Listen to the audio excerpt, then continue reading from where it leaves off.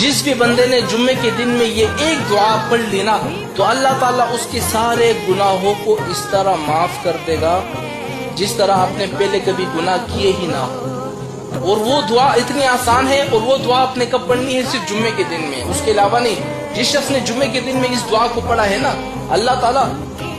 نبی کریم صلی اللہ علیہ وسلم فرماتے ہیں کہ تمہارے گناہ آسمانوں کے برابر ہو، سمندر کے پانی کے قطروں کے برابر تمہارے گناہ ہو، اللہ تعالیٰ سارے گناہوں کو ایسا معاف کر دے گا جیسے تم ماں کے پیٹ سے ایک بچہ پیدا ہوتا ہے نا، اور کتنا پاک ہوتا ہے، اس نے اپنی زندگی میں کبھی گناہ نہیں کیے ہوتے، کتنا پاک ہوتا ہے، جنتی ہوتا ہے بچہ،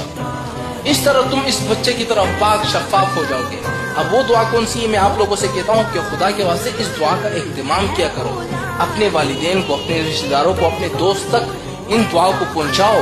اور اگر آپ کی وجہ سے کس نے اس دعا کو پڑھ لی نا تو آپ کو بھی اس کے برابر ثواب ملے گا۔ اب وہ دعا کون سی ہے ذرا نوٹ کر لیں، یاد رکھیں، اگر آپ نے اس دعا کو سن لیا نا اور اپنے دوستوں کو نہیں بتایا، یاد رکھیں یہ ایک قرض ہوگا آپ پر، ایک گناہ ہوگا، یعنی آپ نے ایک اچھی بات سن لی اور اپنے دوستوں تک آپ نے نہیں پہنچائی۔ اب وہ دعا کون سی ہے؟ استغفر اللہ الذی لا الہ الا هو الحی القیوم واتوب الیہ۔ کتنی آسان سی دعا ہے، آپ نے جمعے کے دن میں اس دعا کو پڑھ لیا، آپ کے سارے گناہ معاف ہو گئے۔ یہ بندہ موقع تلاش کرتا ہے، یار میرے سارے گناہ معاف ہو جائے، نبی نے ہمیں طریقہ بتایا ہے، اس طریقے پر عمل کرو، جمعے کے دن میں اس دعا کو پڑھ لو، سارے تو گناہ تمہارے معاف ہو گئے۔ اب یہ ایک اور ویڈیو دیکھ لیں، اور میں پھر وہی کہ عقل دنگ رہ جاتی ہے، مسلمان تیری عقل پہ قربان، صدقے جمع توڑے ایہو جے وظیفے دین تو وہ خدا کے بندو۔ وہ حضرت پتہ کیا فرما رہے ہیں؟ وہ کہہ رہے ہیں کہ جمعے کے دن صرف ایک مرتبہ یہ دعا پڑھنے سے آپ کی زندگی کے تمام گناہ جو ہیں وہ ختم ہو جائیں گے، اور آپ ایسے ہو جائیں گے جیسے ماں کے پیٹ سے بھی جنے گئے ہیں۔ اللہ اکبر۔ مطلب معاذ اللہ حج کے بارے میں پھر تو ایسی ہی بات کہی گئی ہے، اور پھر نماز اور رمضان کے بارے میں تو گل ہی کوئی نہیں، پھر تو یہی کام کری چاہیے کہ پورا جمعہ جو ہے گناہ کرتے جائیں اور پورا ویک گناہ کرتے رہیں، اور پھر جب جمعے کا دن آئے اور یہ صرف ایک مرتبہ دعا، اللہ اکبر، استغفر اللہ الذی لا الہ الا هو اتوب الیہ، یہ کوئی بات ہے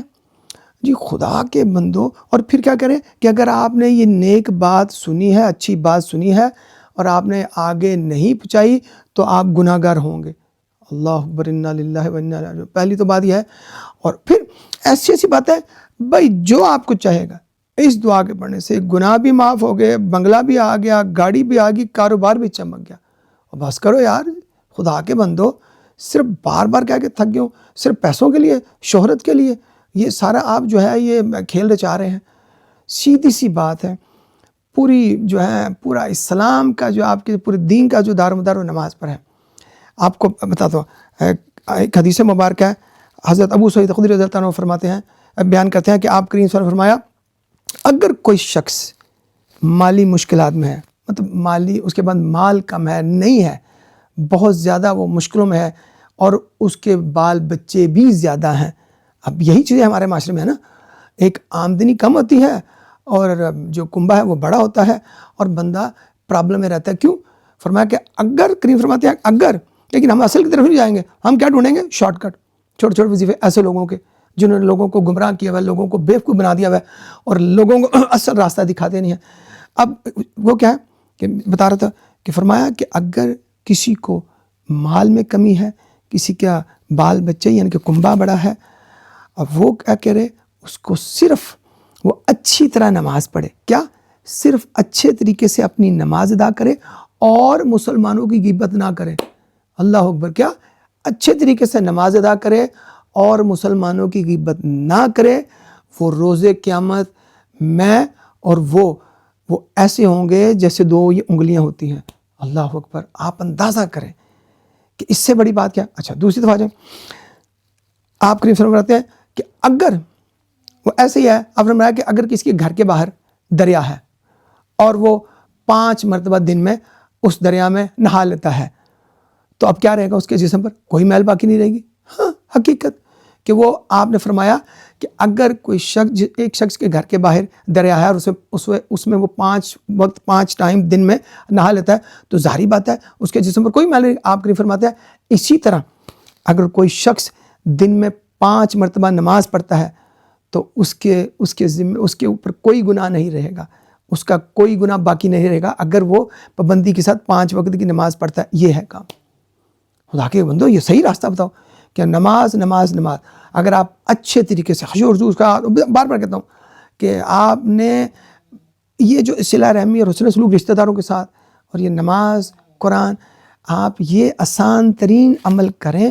آپ کو کسی ایسے معاذ اللہ یہ جو لوگوں نے آپ کے لیے ریڈی میڈ اور اینٹی بایوٹک جو آپ کے لیے وظیفے بنائے ہوئے ہیں کہ مجھے کرو سارا کچھ ہوگا، اور خود بھوکے مار رہے ہوتے ہیں، ہاں جی، خود سارے لوگوں کے مال پر نظر ہوتی ہے، لوگوں کی جب اور لے کر دیتے ہیں وظیفوں کے ساتھ پجیرو اور لینڈ کروزر اور بنگلے اور یہ کیا ہے یار، خدا کے بندے بس کرو۔ جاتے جاتے پھر ایک حدیث آپ کریم صلی اللہ علیہ وسلم کی حدیث مبارکہ بیان کرتا ہوں کہ حضرت انس بن مالک رضی اللہ عنہ فرماتے ہیں، بیان کرتے ہیں کہ نبی کریم صلی اللہ علیہ وسلم نے فرمایا کہ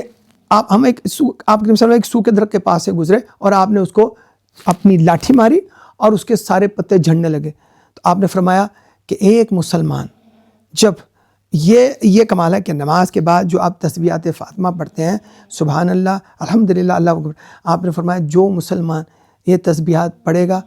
اس کے گناہ اس سوکھے درخت کے پتوں کی طرح جھڑیں گے، جیسے یہ جھڑتے ہیں ویسے آپ کے گناہ جھڑیں گے اگر یہ عمل آپ کریں گے نماز کے ساتھ۔ خدا کے بندو سیدھا راستہ ہے، نماز پڑھو اور یہ عمل کرو، مت لوگو ایسے لوگوں کے پیچھے کہ جو آپ کی دنیا اور آخرت کو خراب کر رہے ہیں اور آپ شارٹ کٹ کے چکر میں آپ کو گمراہ کر رہے ہیں۔ تو ہمیشہ میری آپ سے یہی گزارش ہے کہ خدا کے بندو نماز کی سختی سے پابندی کرو نا۔ نماز جو ہے اس میں آپ یہ یاد رکھیں خشوع و خضوع، جو اچھی ترین نماز اس میں اب خالی ہم تو بس، لیکن آپ جب الحمدللہ پابندی کے ساتھ کرنا شروع ہو جائیں گے تو آپ دیکھیں گا کیسے وارے نیار ہوتے ہیں۔ ہم